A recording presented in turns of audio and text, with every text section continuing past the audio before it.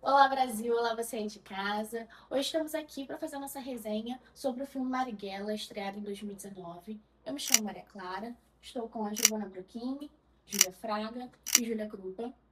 E a gente gostaria de dar uma introdução. Nascido em 1911, Carlos Marighella, filho de mãe baiana, escravizada, africana e pai italiano, começou a sua carreira cursando engenharia civil, porém largou tudo para se dedicar à militância. Ele acreditava no seu país, na sua nação, foi deputado, escritor, um político muito importante, filiou-se ao Partido Comunista Brasileiro em 1934 e fundou a Ação Libertadora Nacional.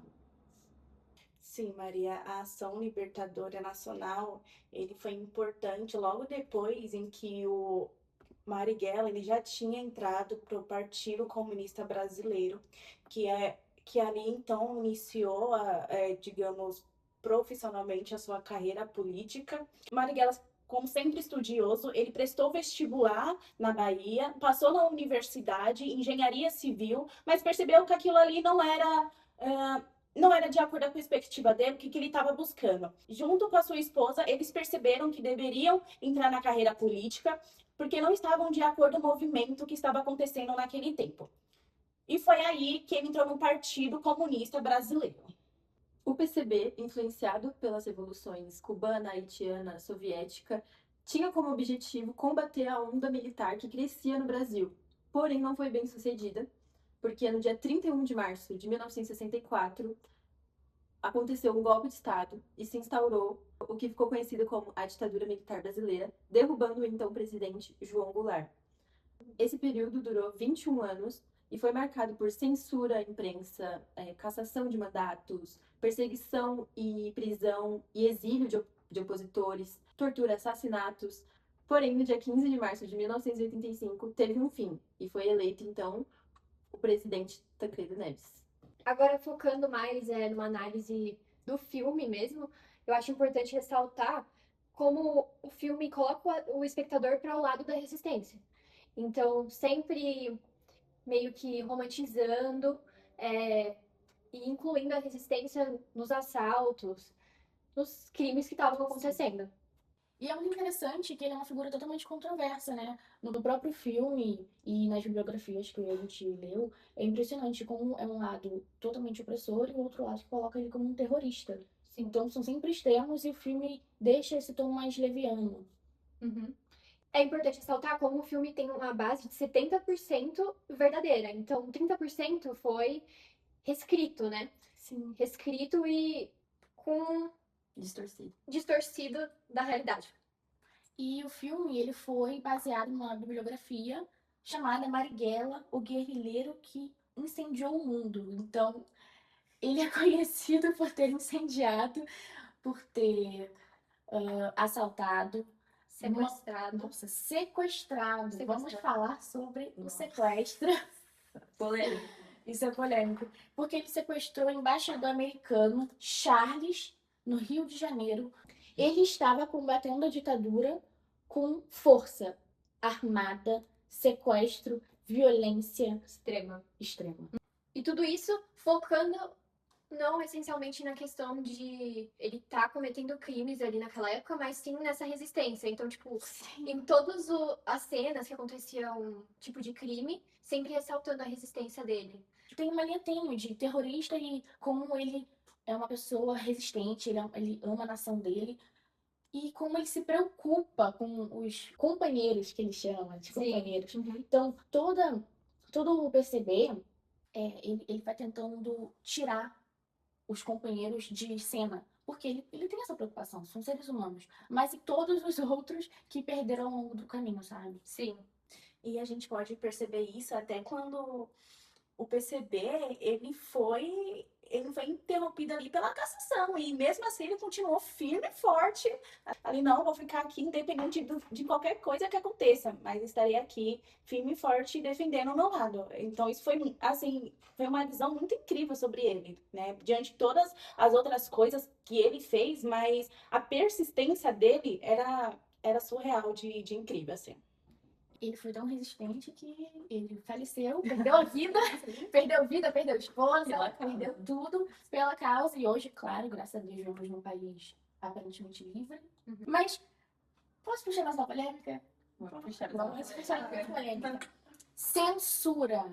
Porque a gente vê o tempo todo ele tentando ir pra rádio, o tempo todo tentando contatar os jornalistas, revistas, mas Eu acho uma cena muito forte, a cena que o jornalista ele acaba publicando um artigo contra os militares, né, da ditadura, e a filha dele liga pra ele avisando que iam perseguir ele e ele ia estar correndo perigo. E nessa cena vem o Bruno Galhaço, que é retratado como o vilão, né, já perseguindo ele. Então mostra muito essa censura da época. E é muito louco porque, assim, ele inicia o filme dizendo que não. Ele fala na cara do Marighella: eu não vou colocar a minha vida em risco, a gente não pode fazer dessa maneira brusca. Mas ele viu que não deu jeito e o Marighella fala: a gente já deixou isso acontecer. A gente já está vivendo na ditadura, a gente tem que se movimentar. Agora vamos às problemáticas do filme, que faz ele ser tão contraditório na crítica. O primeiro ponto. Marighella. Retratado por Seu Jorge, preto retinto, retratando Marighella, que era, no máximo, pardo. A polêmica de escolha do ator é justamente por Marighella ter sido homem pardo e com traços finos, né? Porque o pai dele foi italiano, o pai dele era italiano. Então, isso justifica. Tudo bem que a escolha de ator era o Mano Brown.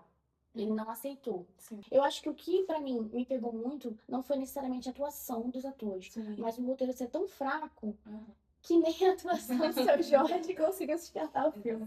Que faltou um pouco mais da história em si, da realidade mesmo, né? Eles fizeram um roteiro muito sobreposto a tudo que tava, mas não foi algo tão profundo que realmente aconteceu. Que é o Não aprofundou a história, tanto, passou um pouco por cima de Exato. algumas Anulou algumas coisas ali que poderia até ter sido muito importante, né? Pro filme. Vamos para as estrelas? Pontuação, estrelinhas.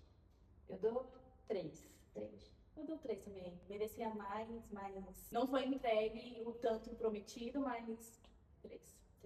Sim, né? Acho que 3 também, mas eu acho que assim, por ser um filme de drama, eu acho que são esses momentos que prendem mais a atenção, assim, mas acabam fugindo um pouco da história. Eu vou te 3,5. Eu gosto do final. Você vê o filho dele indo pro mar, sabe? Você vê que o filme começa no mar, com o Marighella e o filho, e termina no mar só com o filho, porque o Marighella ele foi eliminado. E a cena final, do pós-crédito, né? Com o hino nacional, todos aqueles que perderam suas vidas, eu acho que foi muito forte. Eu dou um 3,5 pelo final, porque eles vomitam, eles colocam. Eles acreditam tanto na sua nação, no seu hino, porque é deles, era deles. Mas foi a própria nação que os traiu, sabe? Contradição, né? Eles com tanta credibilidade na pátria, com tanta vontade, e acabou que a pátria foi que traiu eles. Foi com essa reflexão que finalizamos o nosso videocast de um filme muito importante, vinda de uma bibliografia importante e de um político, de uma pessoa, uma figura ativista muito importante na história brasileira, que está até no mundo contemporâneo. Finalizamos o nosso videocast e agradecemos a todos. Até a próxima.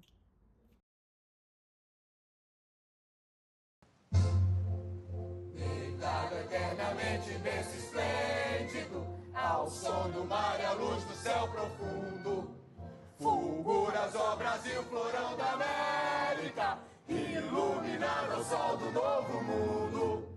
No que a terra mais arida, teus risonhos lindos campos têm mais cores, nossos bosques têm mais vida, nossa vida em teu seio mais amores. Ó pátria amada, idolatrada, salve, salve! Brasil de amor eterno, seja símbolo do lábaro que ostentas estrelado. E digam verde ouro nessa flâmula, paz no futuro e glória no passado.